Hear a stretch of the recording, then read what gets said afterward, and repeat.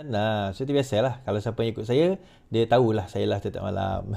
Siapa yang konon-konon saya kata saya macam ni, saya kata macam tu, nampak gayanya, dia jenis yang memang tak tengok live saya lah. Sebab itu dia dia assume je apa yang saya cakap. Tak pernah pun tengok live saya kan. Itulah masalahnya. Okey tuan-tuan, insyaAllah kita bersiaran malam ini. Saya awal sikit sebab saya ada kerja lepas ni, ada meeting kira-kira pukul 11 malam nanti saya ada meeting. So saya kena habiskan juga live ni awal. InsyaAllah. Saya suka benda ni. Aura terapi collagen ni. Bukan saya tak iklan saya beli dengan pak cik, dia jual, dia macam dia bawa meja ke meja kan, tu saya beli dengan dia. Menarik. Dia sampai dia soothing, dia kalau stress ni boleh juga. So mana nak dapat sorry aura terapi collagen ni? Tak tahu, saya tak tahu. Saya tak jual. Jadi saya tak tahu, tuan-tuan boleh cari sendirilah Okey, so malam ni kita akan cerita benar ke dakwaan bahawa Zahid akan ke KDN dan Saifuddin Adan akan ke BDN KK, Muhyiddin dan PN dan kerajaan PN bebaskan Musa Aman dengan janji 500 juta. Tersebar di WhatsApp hari ini. Ada yang tersebar, ada WhatsApp, sebarkan di WhatsApp. Jangan tuduh saya pula yang kata sedemikian. Tersebar di WhatsApp. 4 negeri pembangkang dihalang sertai program kerajaan persekutuan menurut Sanusi. Muhyiddin dan Zaid disesat polis. Keputusan Syed Saddiq 9 November. Dan negara ini bukan idaman PAS. Sebab apa? So malam ni insyaAllah kita kami cerita tentang benda ni. Tapi sebelum kita nak cerita tentang benda tu, daripada sejak sekian lama, saya orang Sarawak tuan-tuan. Siapa yang tahu saya tahulah saya ni orang Sarawak. So antara benda yang sebenarnya jadi open secret open secret pada orang bukan Islam yang nak masuk Islam, ialah bila dia dah masuk Islam, dia tak boleh keluar daripada Islam. Lepas tu berlakulah pergaduhan, aku tak boleh keluar Islam, itu, ini, bom. Dia macam ni lah. In the first place, ini saya nak cerita kepada mereka yang nak masuk agama Islam. Bukan kita nak menakut-nakutkan, tetapi anda kena tahu syarat pertama, kalau dah masuk agama Islam, dia tak boleh keluar Islam. Pergilah ke mahkamah mana sekalipun, di dalam negara ini, jawapannya tidak boleh. Jadi sebab itu kalau nak tukar agama, terutama kepada agama Islam, kena fikir dahulu, betul ke tidak. And most of the time, yang nak tukar agama ini, kerana mereka nak tukar agama for the wrong reason. Bukan kerana mereka nak betul-betul tukar agama. Saya bawa seseorang masuk agama Islam beberapa minggu yang lepas. Dan saya tanya dia, betul ke kamu nak masuk agama Islam? Ya, saya betul. Kenapa kamu nak masuk agama Islam? Saya tanya dia.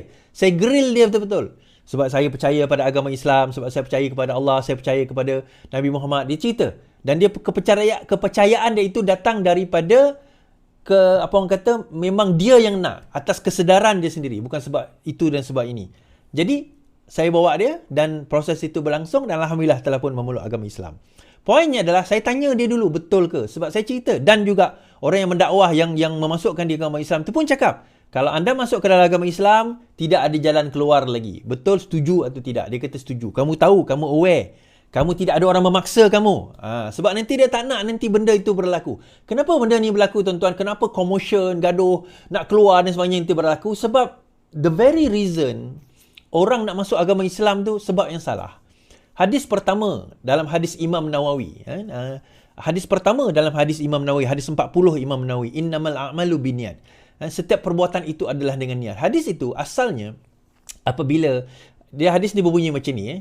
Sungguhnya setiap amal itu dengan niat. Barang siapa berhijrah kerana Allah dan Rasulnya, maka dia berhijrah kerana Allah dan Rasulnya. Dan barang siapa berhijrah kerana wanita yang ingin dikahwininya, maka hijrahnya adalah kerana itu. So dalam kisah tersebut ada seorang lelaki, dia nak berhijrah dengan Nabi SAW daripada Mekah ke Madinah. Dia nak berhijrah tu bukan sebab nak berhijrah, tapi sebab dia ada seorang perempuan yang disuka, so dia nak ikut perempuan tu. So dia nak berhijrah kerana itu. Jadi ada sahabat bertanya, sah ke tidak hijrah dia itu? Nabi tak mempersoalkan tentang niat dia, cuma Nabi bagi tahu bahawa penghijrahan, orang nak masuk Islam sebagainya kerana apa? Mesti kerana niat, keikhlasan dan ketulusan diri dia sendiri. Namun begitu, kalau tidak, dia jadi macam ni. Tunjuk. Wanita gagal keluar Islam selepas perkahwinan tak jadi. Mahkamah Sivil menolak permohonan seorang wanita di Sarawak untuk kembali menganuti agama Kristian setelah memeluk Islam untuk berkahwin dengan seorang lelaki Islam, tetapi perkahwinan mereka tidak menjadi. Peguam Iqbal Harith yang mewakili wanita berusia 26 tahun itu mengesahkan, Mahkamah Tinggi Kuala Lumpur hari ini menolak permohonannya untuk mendapatkan kebenaran untuk memulakan semakan kehakiman. Peguam itu berkata, Hakim Ahmad Kamal Muhammad Syahid memutuskan antara lain, Mahkamah Sivil tidak mempunyai bidang kuasa untuk mendengar isu yang melibatkan kes untuk murtad dan hanya Mahkamah Syariah yang mempunyai kuasa perkara seumpama itu. Okey. Yang ini saya maksudkan tadi. Niat kerana nak masuk agama Islam tu kerana apa? Ni saya seru kepada semua rakyat Malaysia yang bukan beragama Islam lah. Kalau anda betul-betul nak nak memeluk agama Islam kerana perkahwinan tu tak ada masalah. Tapi anda kena faham kenapa nak masuk agama Islam tu in the first place. Ini tugas dan tanggungjawab saya. Otherwise jangan. Otherwise jangan. Jangan ambil keputusan aku masuk agama ini kerana aku suka lelaki ini. Tuan-tuan, adik-adik, wahai wanita atau lelaki, dua-dua lah, lelaki masuk Islam, wanita masuk Islam, sama je. Ketahuilah cinta itu hanya akan bersifat sementara. Dengan manusia ni bersifat sementara. Indahnya sementara, tuan-tuan. Indahnya sementara. Yang itu akan kekal selama-lamanya. Bukan setakat dia akan efek kita, dia akan efek keturunan kita. Akhirnya nanti apa yang berlaku, saya tengok sendiri sekeliling saya, dia agamanya Islam, tapi akhirnya dia tidak mengamalkan amalan Islam, dia tidak percaya kepada kepercayaan Islam, yang Islam hanya pada teks dia saja, pada IC dia saja, pada surat dia saja. Yang lain tu tak ada, tak membawa kepada apa-apa pun. Jadi kita kesian sebenarnya, bukan kita nak kata apa. Okey Is, maksudnya orang Islam ni hukum hudud tak membenarkan orang Islam keluar Islam ke Is? Yang itu perbincangan lain. Kita kena ada faham dua perkara. Kita kena faham dulu. Satu, undang-undang Islam. Satu, undang-undang Islam di Malaysia. Dia dua benda yang berbeza. Saya bagi contoh. Bolehkah orang Islam, orang bukan Islam, menggunakan kalimah Allah? Okey, soalan itu. Bolehkah orang bukan Islam menggunakan kalimah Allah? Ulama mengatakan jawapannya boleh. Menurut Islam, jawapannya boleh. Tetapi menurut undang-undang Islam di Malaysia, tak boleh. So, dia dua benda yang berbeza. So, adakah boleh orang murtad dan sebagainya? Itu ada perbincangan undang-undang di dalam syariah Islam yang syariah Islam. Tetapi dalam masa yang sama, di Malaysia dia ada kod dia. Dia ada kod Islam dia. Di mana kod itu bukannya milik Anwar Ibrahim, bukannya milik Menteri Agama Naim, Dato' Naim. Bukan. Dia milik siapa? Sultan ataupun agung di setiap negeri-negeri tersebut. So, pesanan saya, kalau betul-betul nak masuk Islam, masuk kerana anda yakin, anda percaya, anda ada keimanan, anda belajar dan anda yakin dengan agama tersebut. Bukan sebab anda nak kahwin dengan seseorang. Bukan anda kerana nak suka dengan orang. Bukan kerana anda cinta dengan orang tu. No, please. Don't do that. Dia akan merosakkan masa depan anda kalau anda buat kerana itu. Jangan. Dan kami tidak memaksa sesiapa pun masuk dalam agama Islam ini. La ikraha fid din. Ayat Quran kata la ikraha fid din. Tidak ada paksaan dalam nak beragama Islam, nak masuk agama Islam. Tak ada paksaan. Tak paksa pun. Tak memaksa. Tapi janganlah dijadikan itu nanti alasan. Akhirnya dia akan merosakkan agama Islam itu sendiri. Itu pesanan saya kepada semua orang kat luar sana. Fikirlah 2, 3, 40 kali. Jadi mendapat jumpa lelaki macam ni, janji nak kahwin, akhirnya tak nak kahwin, dah masuk Islam. Akhirnya nak minta keluar balik. Macam mana? Ya, there are pigs out there. Ada lelaki yang tak elok, ada perempuan yang tak elok, sama je. Kan? Tetapi dalam masa sama, jangan kita perjudikan nasib kita hanya kerana cinta yang sementara. Okey, habis itu. Itu pesanan penaja daripada saya, tuan-tuan. Ni saya banyak sangat tengok kes ni. Banyak sangat saya tengok kes ini, akhirnya bercerai-berai, hidup tak apa orang kata, tak, yalah. Dia jadi tak natural kehidupan tu. Baik. Ahmad Zahid, kembali kita terus dengan kes seterusnya. Ahmad Zahid kembali kemudi KDN, Saifuddin ke KPDNK.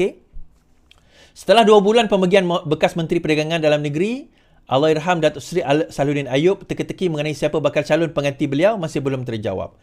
Melewati tempoh Pilihan Negeri serta 2 pilihan raya kecil di Pulai dan Dewan Undangan Negeri Simpang Jeram, Perdana Menteri Datuk Seri Anwar Ibrahim masih belum memberikan bayangan jelas bila kekosongan jawatan dengan ditinggalkan Salahuddin itu bakal terisi. Yang ada hanyalah respons Anwar kepada wartawan dengan menyatakan pihaknya masih terbuka menerima cadangan nama calon bersesuaian untuk dipertimbangkan menjadi Menteri KPDN baru dalam masa yang terdekat.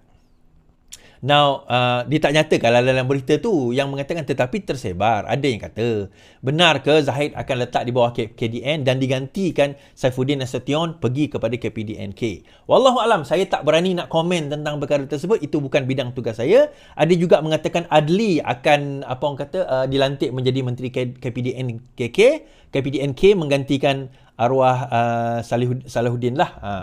Arwah Salahuddin. Itu terpulang kepada Perdana Menteri. Tetapi yang saya boleh nyatakan, kedudukan ataupun jawatan menteri itu adalah untuk kota amanah, parti amanah. Jadi saya rasa untuk Zahid Hamidi dapat jawatan itu KDN, kemudian PKR dapat jawatan KPDN tu agak sukar lah kita kata kat situ.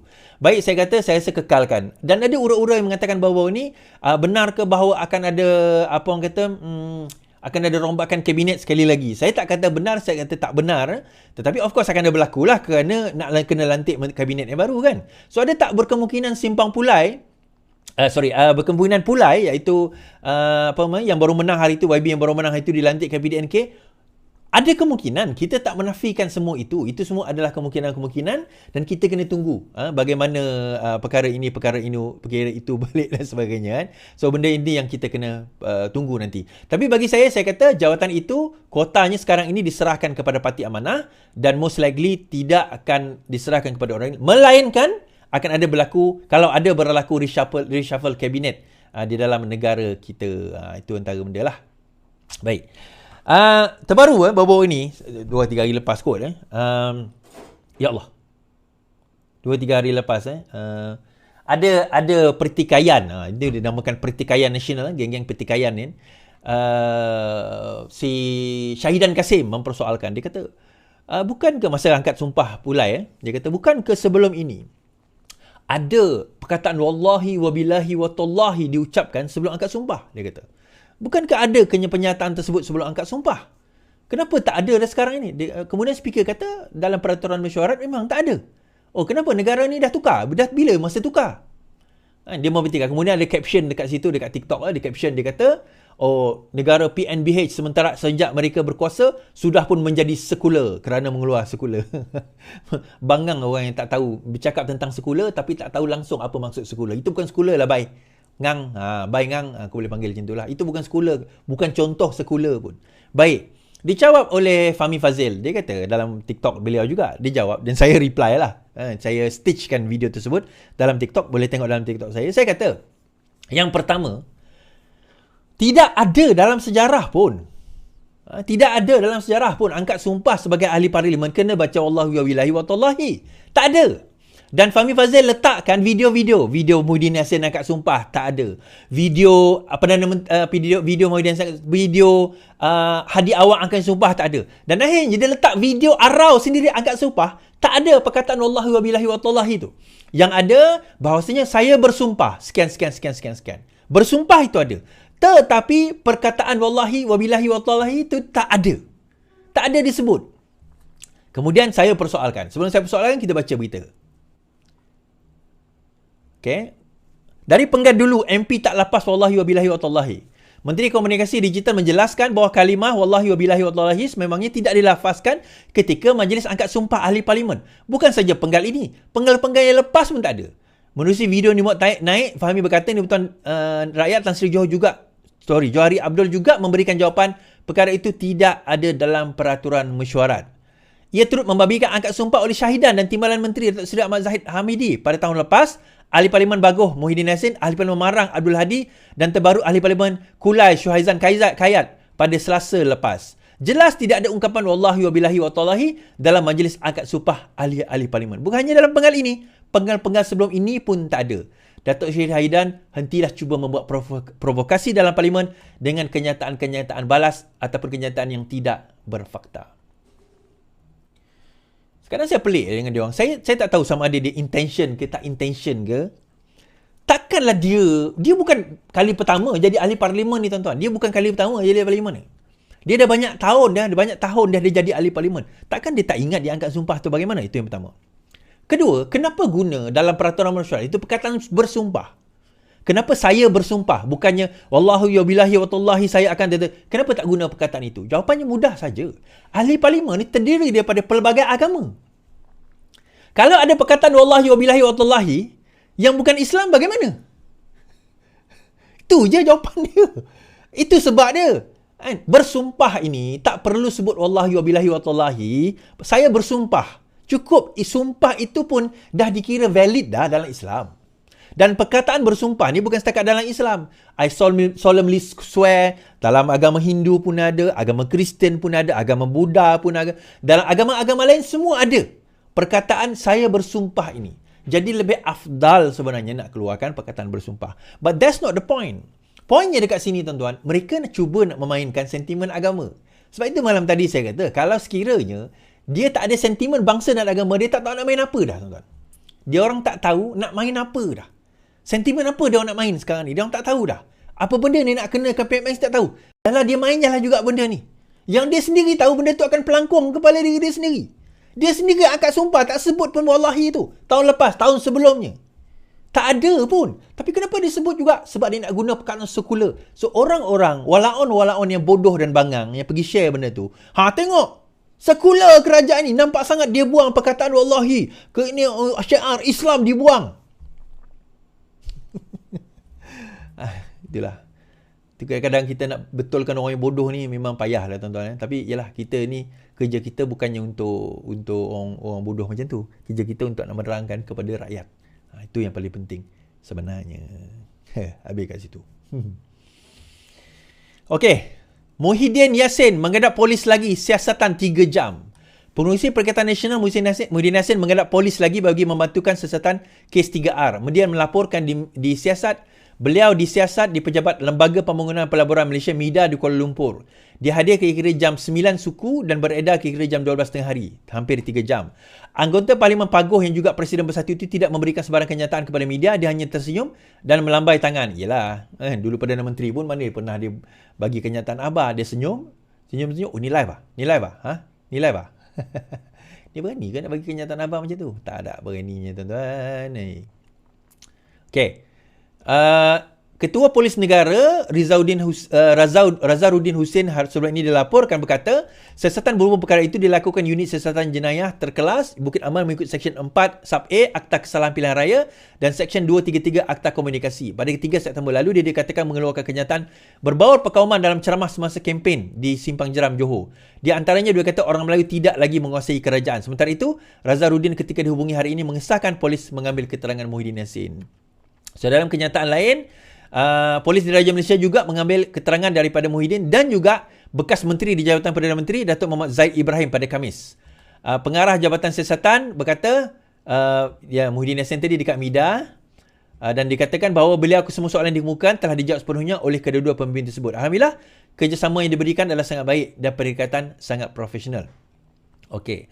Mengulas lanjut, 5 saksi telah dipanggil memberi keterangan berhubung kenyataan yang dibuat oleh Muhyiddin yang sebelum ini.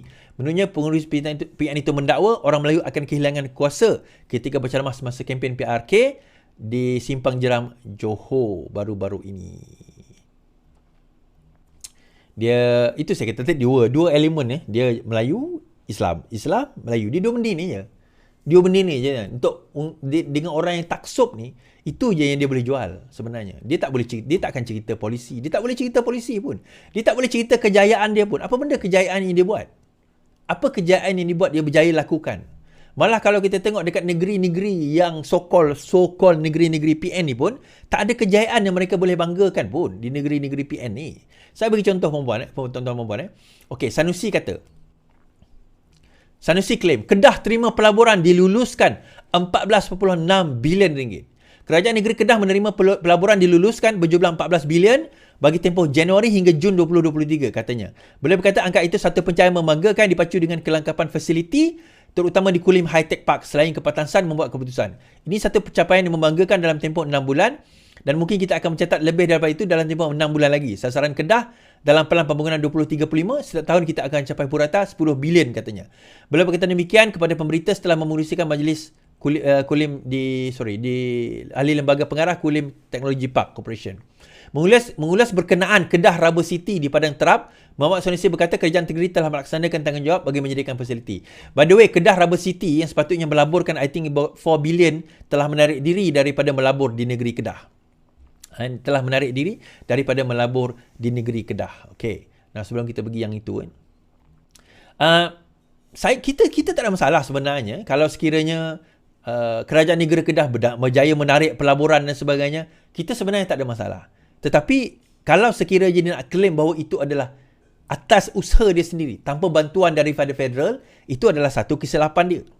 Kita kena faham bahawa pelaburan yang dibawa masuk, terutama melibatkan perkara-perkara, terutama Kulim High-Tech Park, adalah pelaburan yang biasanya melibatkan G2G di antara kerajaan persekutuan dan juga company-company berikut. Cuma kerajaan persekutuan akan memastikan dia nak pergi ke mana. Now, kenapa Kulim High-Tech Park? Sebab dia dekat dengan Pulau Pinang, mudah untuk dia nak pergi hantar barang atau terima barang dan sebagainya. Dari segi kos itu murah. Itu logiknya. Tetapi kalau dia nak kata bangga bahawa itu adalah pelaburan atas kapasiti dia sendiri, dia tak boleh kata macam tu. Ni bukan nak deny tuan-tuan. Dia nak terima, teruskan.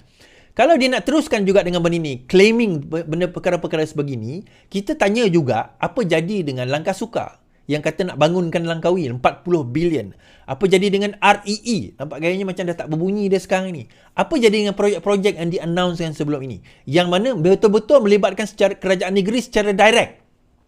Yang ini bukan kerajaan negeri secara direct. Yang ini adalah yang dibawa oleh kerajaan pusat. Pelaburan-pelaburan tersebut kebetulan dilakukan di kawasan negeri Kedah. Kenapa di kawasan tersebut? Kemudahan dah ada, pakailah. Kenapa nak bangang sangat? Nak buat kat tempat lain kan? Dah ada kemudahan tersebut, gunakanlah. Ya, dia akan benefit orang negeri Kedah, tetapi tak boleh dia claim itu dia yang bawa. Dalam masa yang sama, dia kata macam ni. Sanusi dakwa 4 negeri pembangkang dihalang sertai program kerajaan persekutuan. Alostar Menteri Besar mendakwa Exco dari 4 negeri PN dihalang untuk sertai program anjuran kerajaan. Sanusi berkata langgaran itu termasuk Exco Sukan di negeri pembangkang tidak dapat mempengerusikan hal ehwal sukan negara peringkat negeri seperti sebelum ini.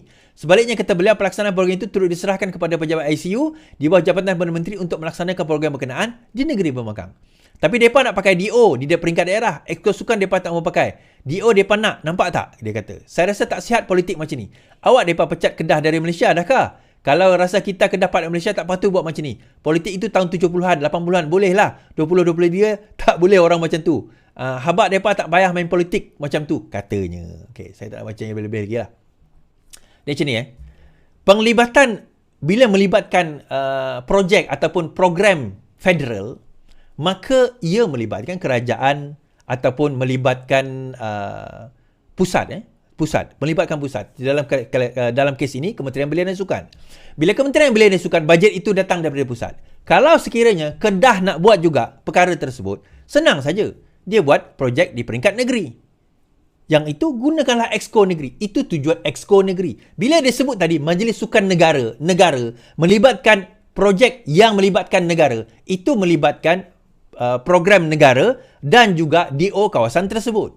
Kalau projek itu dilakukan Exco negeri, maka Exco negeri lah yang akan merasmikan.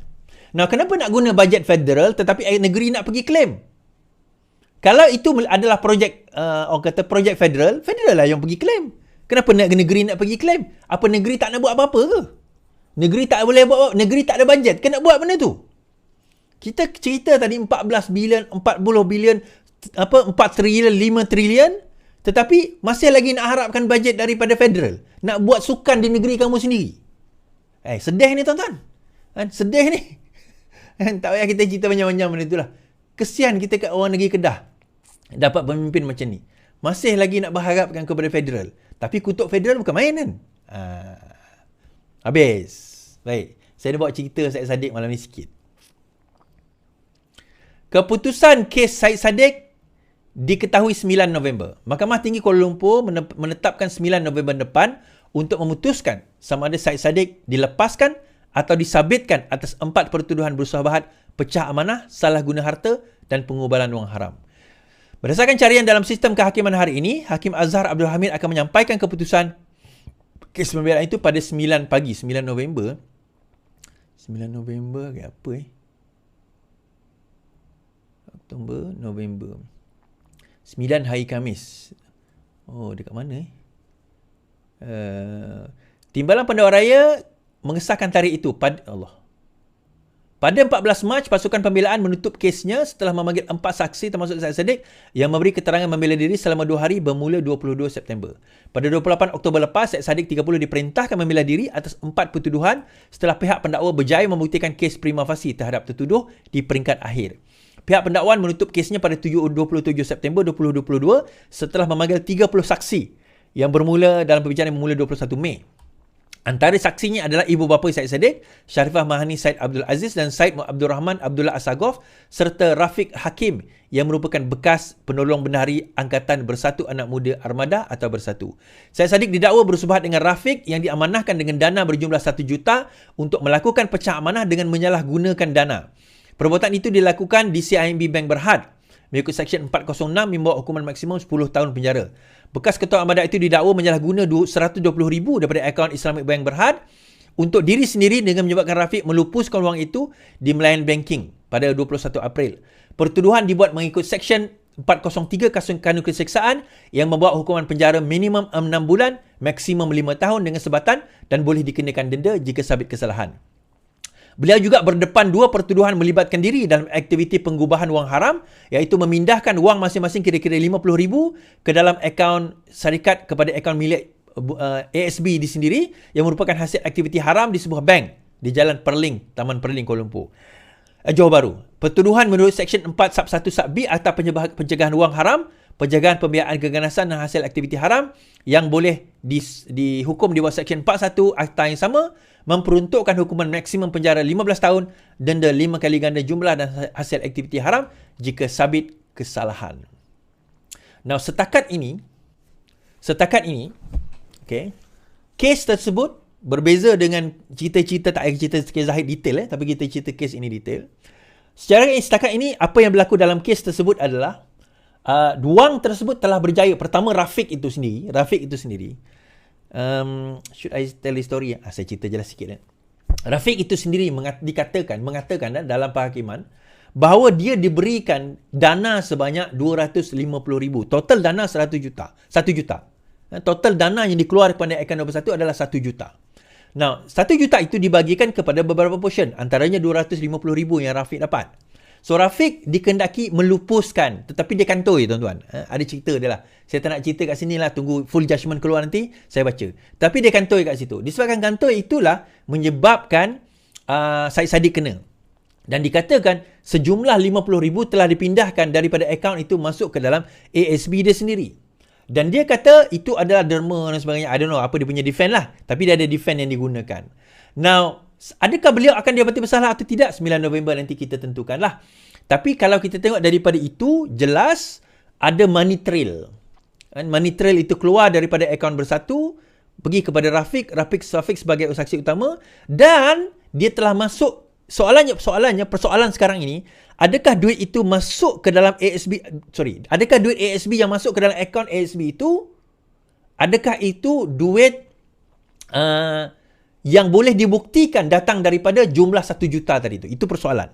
So, kalau pendakwa raya berjaya membuktikan duit itu, $50,000 itu datang daripada 1 juta itu, maka dia boleh didapati bersalah di bawah pengubahan wang haram.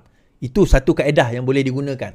Now, yang itu adalah chain yang di mana kes Zahid 2022 tak berjaya dibuktikan oleh pendakwa. So, kita akan tengok nanti sama ada boleh dibuktikan atau tidak. Now, what happen kalau sekiranya dia didapati bersalah? Now, seseorang ahli parlimen akan gugur jawatan ahli parlimennya sekiranya dia didenda melebihi RM2,000, bermakna RM2,001, atau dia penjara lebih daripada setahun. 1 tahun ke atas, maka atau kedua-duanya sekali, maka jatuhlah dia sebagai ahli parlimen. So, katakanlah tiba-tiba dia didapati bersalah. Jatuh hukum. Denda lebih daripada RM2,000, of course, obviously lah kan. Dan penjara. Ataupun tak ada penjara tapi lebih denda. Adakah jatuh jawatan ahli parlimennya? Jawapannya tidak lagi. Not yet. Tidak lagi. Pending apa, tuan-tuan? Pending appeal. So, immediately, peguam bela dia boleh letakkan stay of execution dipanggil. Stay maknanya dia tahan dulu, dia tangguh dulu hukuman tersebut pending appeal, menunggu kepada rayuan yang akan dikemukakan di mahkamah lebih tinggi.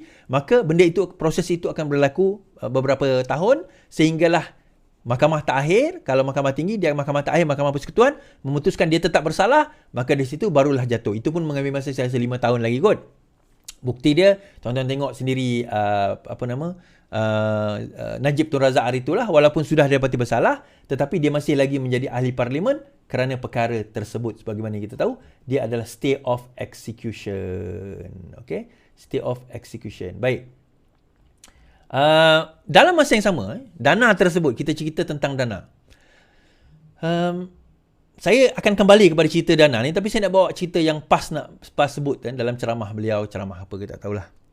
Ini perling kot. PAS kata, bukan ini negara yang kita idamkan, kata PAS. PAS kata ini bukan negara yang diidamkan. PAS menganggap apa yang berlaku pada kes Presiden UMNO Ahmad Zaid Hamidi menunjukkan Malaysia ketika ini bukanlah negara yang kita idamkan. Naib Presiden PAS Idris Ahmad berkata, dalam tempoh 9 bulan sejak PRU, pelbagai langkah diambil parti kerajaan yang dianggap menyucikan PH dan UMNO. Apa yang berlaku? Dakwa Idris merupakan kejayaan besar dalam kerajaan politik parti-parti terbabit ketika kes Ahmad Zaid sudah dibuktikan wujud prima facie. Rakyat perlu tahu bahawa keputusan menarik balik pendakwaan adalah keputusan pihak pendakwaan, bukan pihak mahkamah. Apabila pihak pendakwa gugurkan pendakwaan, maka mahkamah tidak pilihan selain melepaskannya, katanya. Jadi dia menggunakan hujah bahawa, nampak sangat ada campur tangan kerajaan. Kerana apa? Yang menggugurkan bukan mahkamah. Yang menggugurkan adalah hakim. Kan? Hakim yang menggugurkan. So, apa beza dengan kes Muhyiddin Yassin? Hakim juga yang menggugurkan. Atas memang bukan permintaan daripada peguam negara, tetapi peguam negara yang defektif. Baik. Itu contoh tu tak bagus. Saya kata, mana ada? Kan? Negara ini bukan negara yang dipilih oleh PAS. Baik, kita tengok negara yang diperintah oleh PAS. Saya tunjukkan negara yang diperintah oleh PAS. Kalau tuan-tuan ingat, kes Musa Aman. Okay? Kes Musa Aman bebas 46 pertuduhan. Pada tahun 2020 Jun, Mahkamah Tinggi hari ini melepas dan membebaskan bekas Ketua Menteri Sabah Tan Sri Musa Aman daripada semua 46 pertuduhan rasuah dan pengubalan wang haram berhubung kontrak konsesi balak. Hakim Muhammad Hussein membuat keputusan setelah beliau diberitahu oleh Timbalan Pendakwa Raya bahawa pihak pendakwa raya menarik balik semua tuduhan terhadap Musa. Dia tarik balik, tak masuk mahkamah lagi tuan-tuan. Yang tu dah ada, masuk mahkamah dah ada prima facie. Yang ni tak masuk mahkamah lagi, tarik balik. Kan? Pendakwaan itu dibuat pada bila tuan-tuan? 2018. Musa Aman didakwa atas tuduhan rasuah di Mahkamah Session Kuala Lumpur hari ini pada 5 November 2018. Kemudian apa yang berlaku pada Jun 2020, terus Musa Aman dibebaskan. Pada tahun itu siapa yang memerintah? Pada tahun 2020 siapa yang memerintah? Siapakah Menteri Undang-Undang pada waktu itu tuan-tuan? Siapakah Menteri Undang-Undang pada waktu itu? Saya nak tanya. Menteri Undang-Undang pada waktu itu adalah orang yang bercakap tadi. Tuan-tuan tengok video saya yang tadi tu, saya tunjuk gambar tu. Dia lah Menteri Undang-Undangnya. Dia siapa Perdana Menteri? Muhyiddin Yassin. Pada Jun. Nah, kita fikir, ada tak pendakwa raya? Kan? Ada tak pendakwa raya membuat sebarang penjelasan tentang pembebasan tersebut? Bila dia bebaskan, ada tak pendakwa raya menerangkan penjelasan tentang pendakwaan tersebut? Peguam negara perlu jelas penarikan balik kes Musa Aman. Pejabat Peguam negara perlu menjelaskan kes Musa Aman terhadap Tan Sri Musa Aman, katanya. Majlis Sosial Pakatan Harapan dalam satu kenyataan bersama, ia perlu kerana bakal mencerminkan wajah sebenar pentadbiran yang ada pada hari ini. Jawapan mudahnya, tak ada pun. Kerajaan PN tidak pernah menjelaskan kenapa kes Musa Aman 46 kes ditarik balik dan tak masuk dalam penghakiman pun tak masuk langsung. Tak masuk langsung tuan-tuan, tak ada. Kemudian bukan setakat dia tak masuk. Bukan setakat kurang-kurang tuan-tuan saya nak ceritalah. Kes Zahid Hamidi ni Peguam Negara rayu. Peguam Negara tak rayu. Kes Muhyiddin Yassin Peguam Negara rayu, cuba rayu. Tetapi kes ini Peguam Negara tak rayu tuan-tuan. Dalam kes Musa Aman, Jabatan Peguam Negara tidak rayu pembebasan Aman Julai 2020. Pembebasan Musa Aman tidak dirayu. Kan? Tidak dirayu pun. Jabatan Peguam Negara memutuskan untuk tidak membuat rayuan terhadap pembebasan sepenuhnya kes Musa Aman, Tan Sri Musa Aman yang diputuskan oleh mahkamah. Menteri Jabatan Perdana Menteri, Datuk Taqiyuddin Hassan. Taqiyuddin Hassan tuan-tuan. Ni siapa Taqiyuddin Hassan ni? Tuan-tuan tengok sini. Ini siapa? Ini orang parti mana tuan-tuan? Taqiyuddin Hassan ni? Parti mana ni? Saya nak tanya tuan-tuan ni. Apa yang Menteri Taqiyuddin Hassan kata? Setelah meneliti dan mengkaji keseluruhan kes, Jabatan Kuat Peguam berpandangan pendakwaan adalah tidak wajar diteruskan. Pendakwaan adalah tidak wajar diteruskan. 46 kes. Now, tuan-tuan, apa yang berlaku immediately selepas kejadian tersebut berlaku?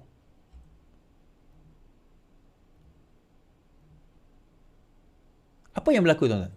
Tuan-tuan tahu tak apa yang berlaku selepas itu? Sebaik saja Musa Aman dibebaskan, Hamzah Zainuddin pergi ke Sabah. Kemudian Syafiee Apdal menyatakan bahawa sekarang ini ada orang cubaan untuk membeli ahli parlimen dan juga ahli Dewan Undangan Negeri Sabah. Dan kemudian pada bulan Julai, Musa Aman buat SD, akuan bersumpah, mengatakan dia ada majoriti. Tak lama lepas itu, Syafiee Apdal terus bubarkan Dewan Undangan Negeri, berlaku pilihan raya negeri di Sabah pada September 2020. Selepas kejadian ini. Now, saya ada terima WhatsApp. WhatsApp ni berlegar dekat apa orang kata, dekat media sosial di WhatsApp di ni. Saya bacalah. Saya tak kata benar, saya tak kata tidak, tapi tuan-tuan nilai sendiri. Okey. Apa maksud PMX Kerajaan Razi Jidin yang berbebaskan perasuah? Kisah bagaimana Muhyiddin dan Kerajaan Razi terima 500 juta dari Musa Aman. Jangan tuduh saya, ni saya baca daripada WhatsApp je.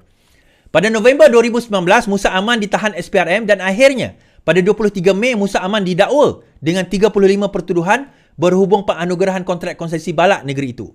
Beliau akhirnya didakwa dengan 46 pertuduhan melibatkan salah guna kuasa dan rasuah seperti yang disebutkan di atas. Selepas selangkah Sheraton, setelah Muhyiddin Yassin menjadi Perdana Menteri, beliau tahu beliau perlukan sokongan dan dari lebih ramai ahli parlimen untuk kekal berkuasa. Dia tahu UMNO tidak boleh dipercayai dan sekiranya UMNO tarik diri, maka kerajaan Muhyiddin Yassin akan benar menjadi kerajaan yang gagal.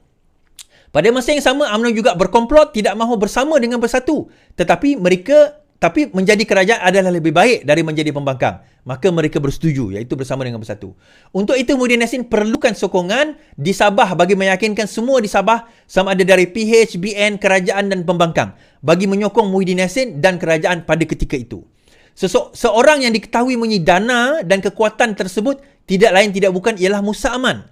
Maka dengan kes tersebut, Musa Aman berunding dengan Muhyiddin. Bukan sekadar dia akan membantu membeli ahli parlimen dan kerajaan negeri Sabah, dia juga akan membayar sejumlah wang kepada Muhyiddin Yassin untuk membebaskan beliau. Jumlah yang dimaksudkan ialah kira-kira 500 juta. Pecahan jumlah adalah 200 juta bagi tujuan membeli ahli parlimen dan ahli Dewan Undangan Negeri Sabah dan selebihnya akan diberikan kepada Muhyiddin Yassin untuk menggugurkan 46 kes Musa Aman.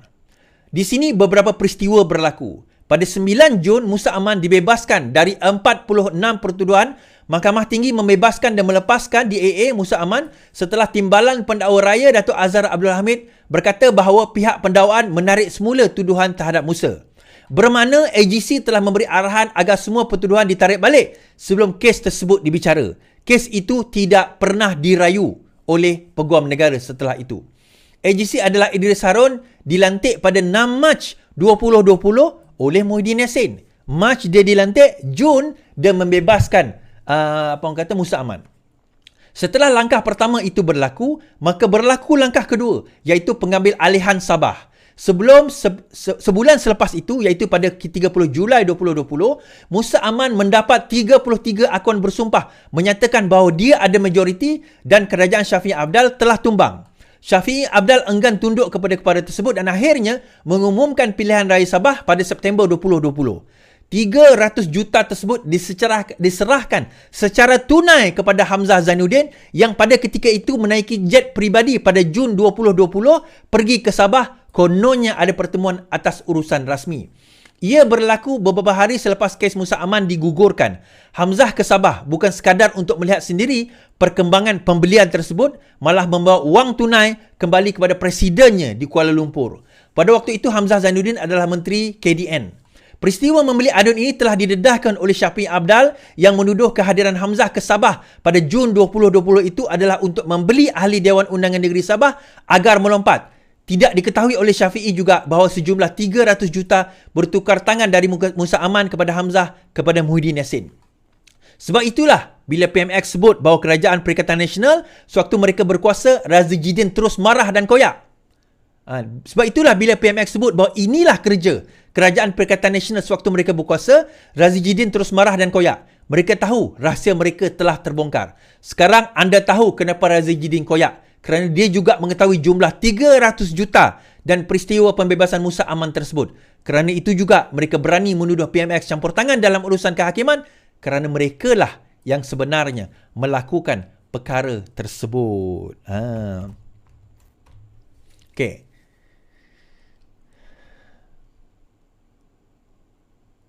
Okey.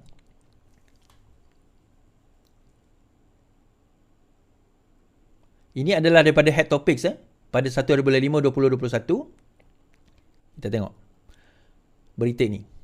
Hamzah kah yang naik jet peribadi beli wakil rakyat Sabah? Tanya Aziz Zaman.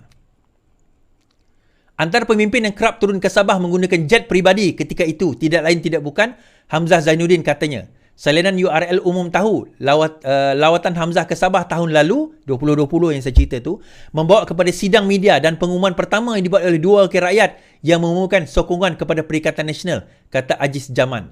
Bekas Timbalan Menteri Dalam Negeri Muhammad Aziz Zaman bertanya, adakah Hamzah Zainuddin yang dimasukkan oleh Abdul Hamid Bagor pergi ke Sabah dengan pesawat peribadi dan merasuah wakil rakyat untuk lompat parti? Baik, saya tambah lagi.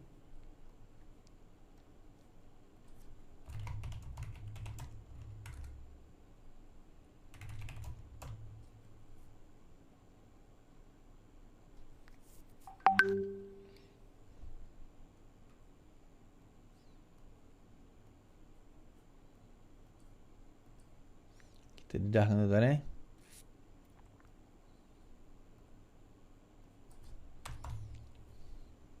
Okey. Ini jawapan Hamzah tentang perkara itu 2020 bila ada orang persoalkan. Dia pergi ke Sabah tu tujuan apa? Sebab lepas dia sampai Sabah tu, dua orang ahli Dewan Undangan Negeri Sabah yang sokong Syafiq Abdal lepas tu lompat parti tuan-tuan. Okey, kita baca. Slow lah pula.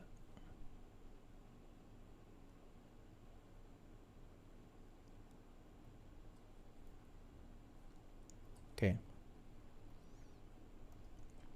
Saya ke Sabah atas urusan kerja, bukan hal politik. Hamzah Zainuddin. Okay. Dia kata, dia urusan kerja dan bukan politik. Bermakna, apa yang saya nyatakan tentang Hamzah pergi ke Sabah pada 2020 itu adalah benar, tuan-tuan. So, pada masa itu, apa pendirian PAS? Menteri Undang-Undang pada waktu itu adalah orang PAS. Apa pendirian mereka? Nah, cerita 500 juta, 300 juta itu apa yang dispekulatkan. Tetapi peristiwa tersebut sebenarnya membawa kita berfikir, kenapa Razijidin tu koyak? Kan? Punyalah macam-macam dia maki Datuk Seri Anwar Ibrahim, peliwat ni, bebaskan reformatik, macam-macam dia maki. Tapi Anwar Ibrahim petik satu je. Engkau orang pun buat benda yang sama lah. Ini sistem yang korang buat. Kamu yang buat benda yang sama. Terus dia koyak tu. Tarik balik. Koyak tuan. Kenapa? Cerita tadi tu. Kalau kena tu tuan-tuan. Tak, ada yang tanya saya, tak boleh dakwa ke Is? Tak boleh dakwa ke? Jawapan dia bukan masalah tak boleh dakwa. Transaction dalam cash. Ni yang tulis dalam cash. So, bila transaction dalam cash, dia orang tahu. Bila transaction dalam cash ni, agak sukar kita nak buktikan. Namun, kalau kita put two by two together, kita tengok rentetan yang berlaku di Sabah pada ketika itu. Kita dengar cerita yang sebut tadi. Macam logik juga. Cuma cerita tu bukan saya yang tulis. Jangan tuduh saya pula. Kita dapat tersebar sekarang ini di dalam WhatsApp group. Tonton nilai sendirilah. So, kalau PAS kata, ini bukan kerajaan yang kita nak. Jadi, itu kerajaan yang dia nak. Sekurang-kurangnya PMX sendiri kata, saya tak campur tangan dalam urusan kerajaan. Yang itu, adakah PAS berani menafikan mereka tidak campur tangan dalam urusan pembebasan sedemikian? Tuan-tuan, fikirlah sendiri. Tanyalah conscious sendiri. Kita lihat sendiri. Itulah dia. Mereka yang bercakap tapi tak serupa bikin, tuan-tuan. Baik, itu saja daripada saya pada malam ini. Terima kasih. Harap sebarkan. Terima kasih 11,000 yang menonton kita. Selamat malam saya ucapkan. Selamat beristirahat.